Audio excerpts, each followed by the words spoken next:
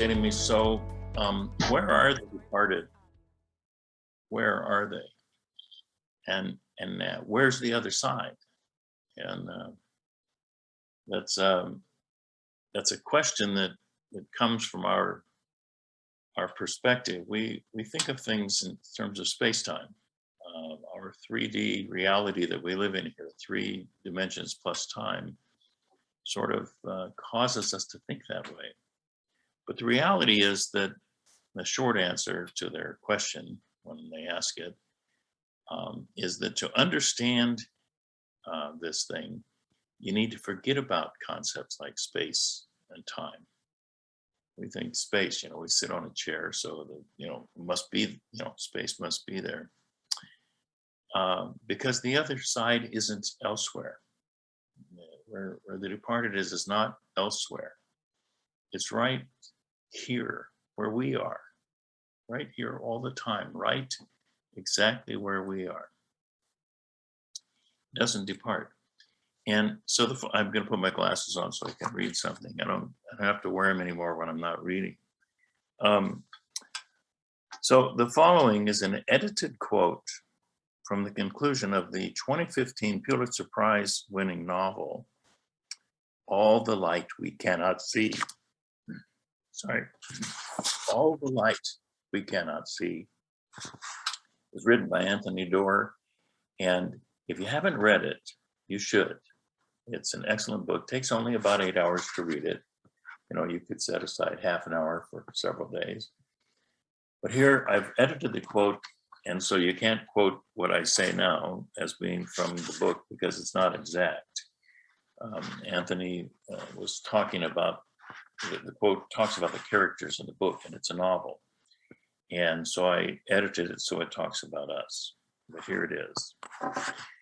Imagine the electromagnetic waves traveling to and from your computer or your cell phone, which crisscross the air.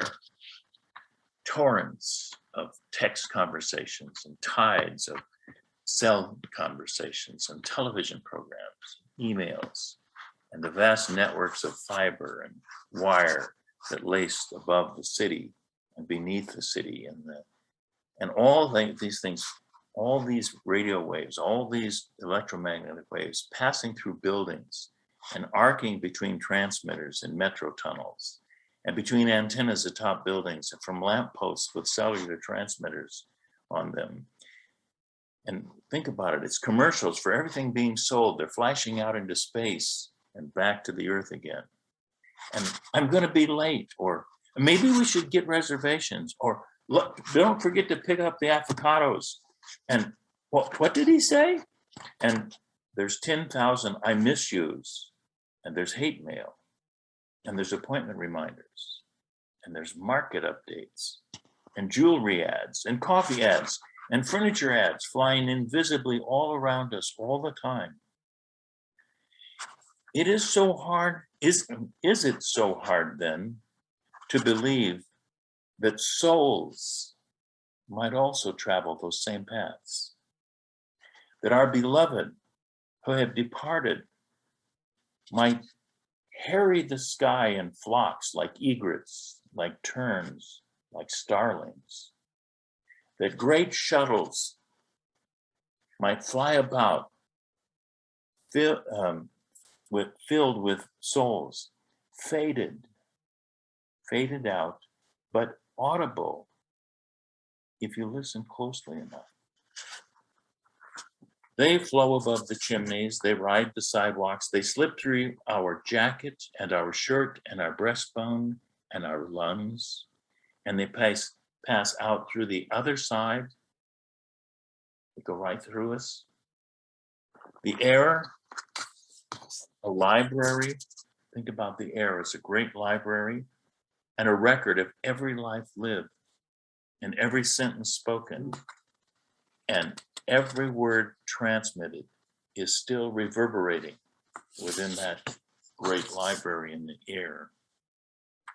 Well, that's the end of the quote, which is at the conclusion of that novel. And if you read the novel, you'll see why it's there. But it says it pretty well, doesn't it? Is it so hard to imagine that they're right out there. The other side is right here where we are. It's with us all the time. The departed who live in the next dimension are right here. And they interpenetrate us constantly. They're just on a different wavelength.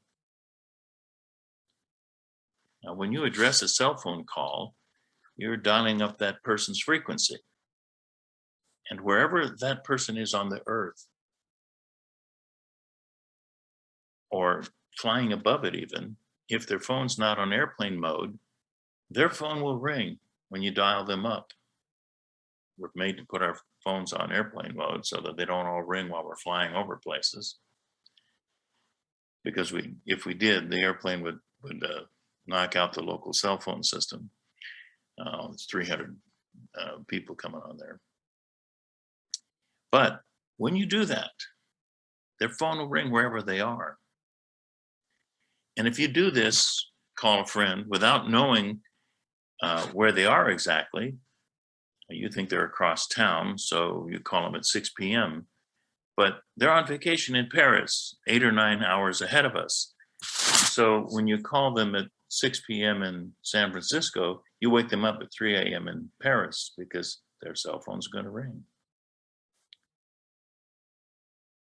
The other side is just like that, only there's no time problem over there. They're right here and they're available all the time. So time doesn't cause a problem, and space, where they are, doesn't cause a problem. So the key to grasping this is to decide that the departed aren't over there. And we had that song in World War I, over there. You know, they're not over there. They're right here. They're right next to us. They're right here. They're right inside of us. They're everywhere we are. You can think about the radio waves that way. You can see radio waves. The radio waves from every radio station, every TV station are right here in the room. If you turn on your TV, there's the signal. If you turn on your radio, there's the signal. If you turn on your cell phone, there's the signal. They're all here all the time, all those frequencies. So, but do I mean to say that the departed are located in some form of electromagnetic field? That's not what I'm saying. Because an electromagnetic field could be understood and even discerned by the limited paradigm of our standard world model based on Newtonian physics.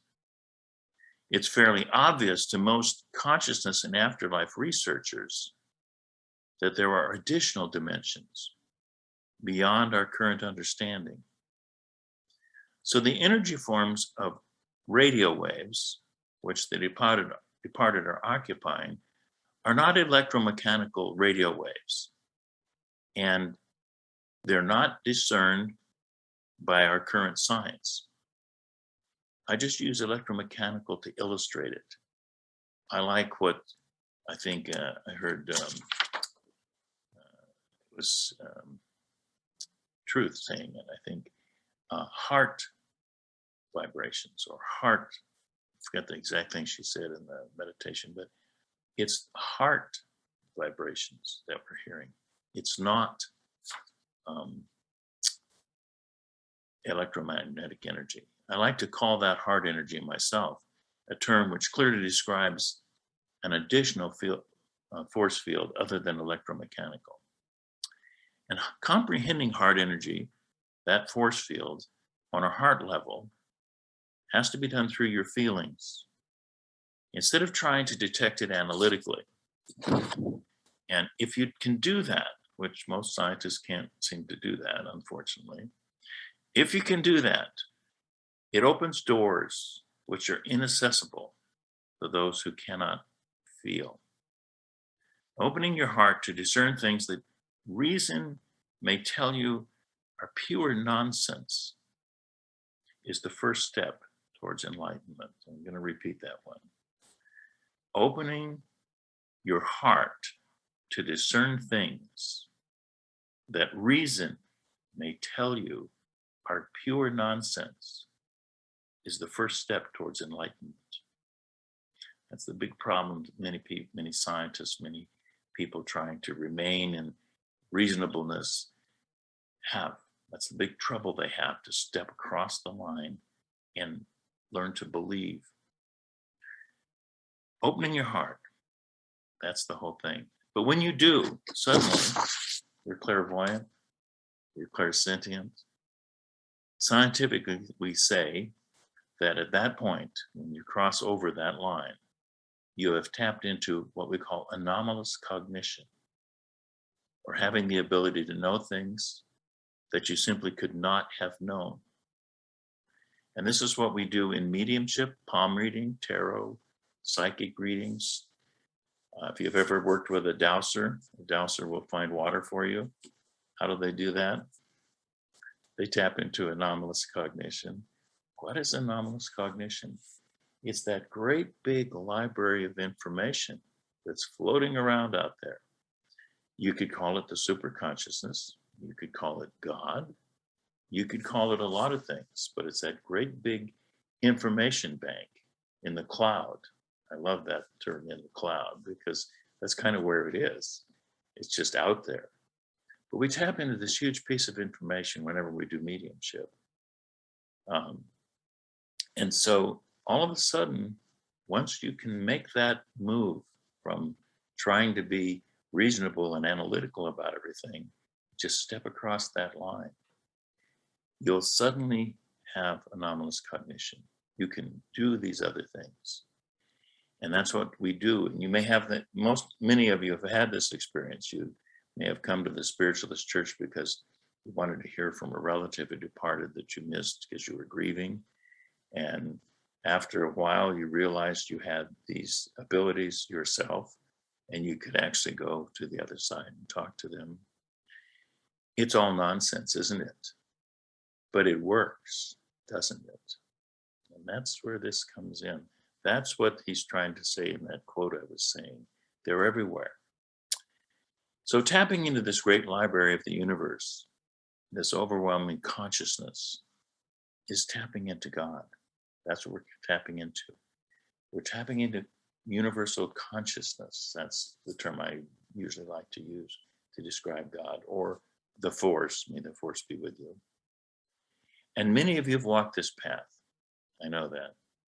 So you know this very well. And you might say, well, I'm preaching to the choir.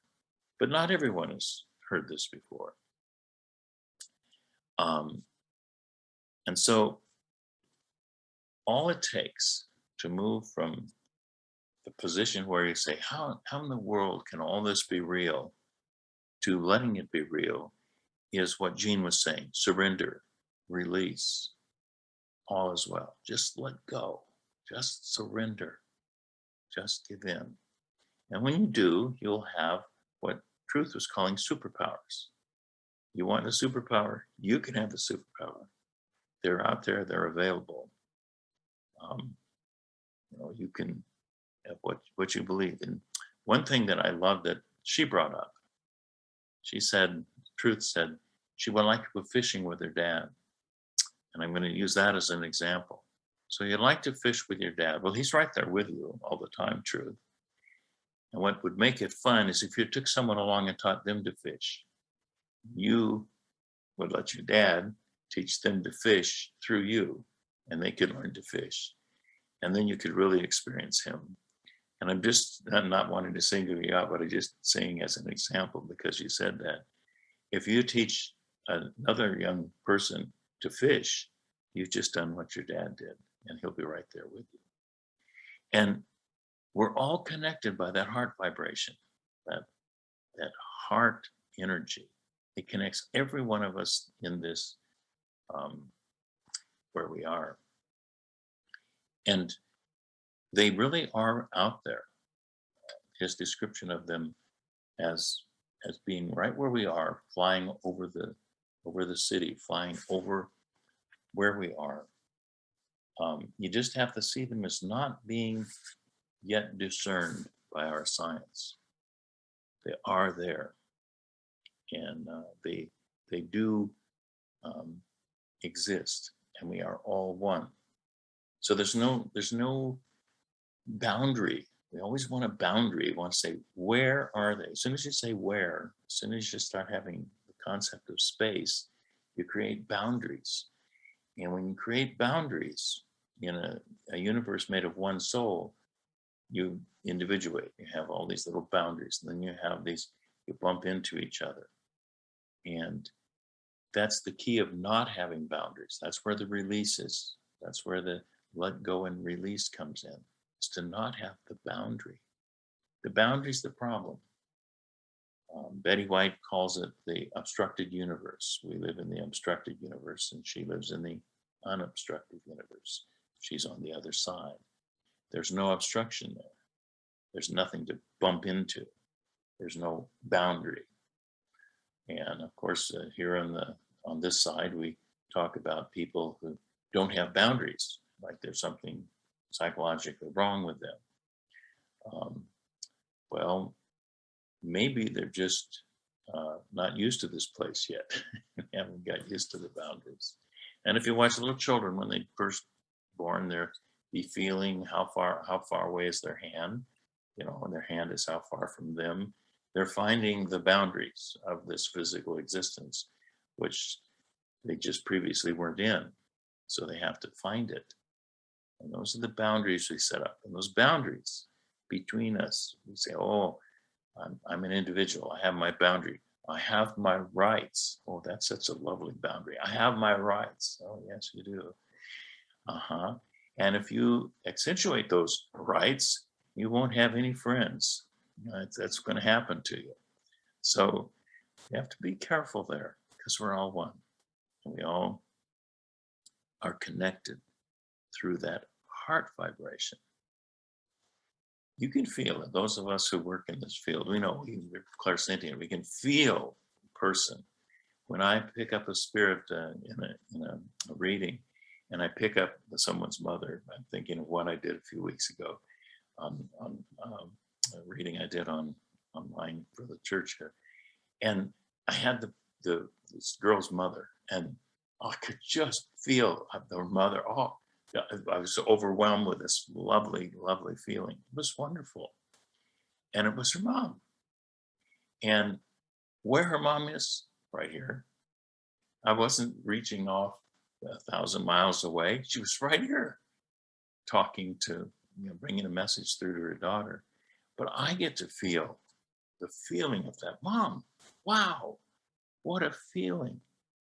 We are all one continuously when we let the boundaries down. And that's what's really going on here. There is no division. There is no boundary. There is no line between you and me, or you and the departed, or me and the departed, or any of us. There is no boundary. There is no line. We have to take that line out of our mind. So when I say that it's easy to understand this, if you just forget time and space, it gets pretty simple. There are no boundaries. Now, I don't want everybody to quit having boundaries now. We have to live here in the physical, and we have to have our boundaries. We have to stay in our lane on the traffic. We have to do that. But we also have to have mentally see beyond the physical. And when we can do that, it opens up a whole new world. Well, I'm going to let it go there. That's what I had to say this morning. And so I'm going to just leave it there.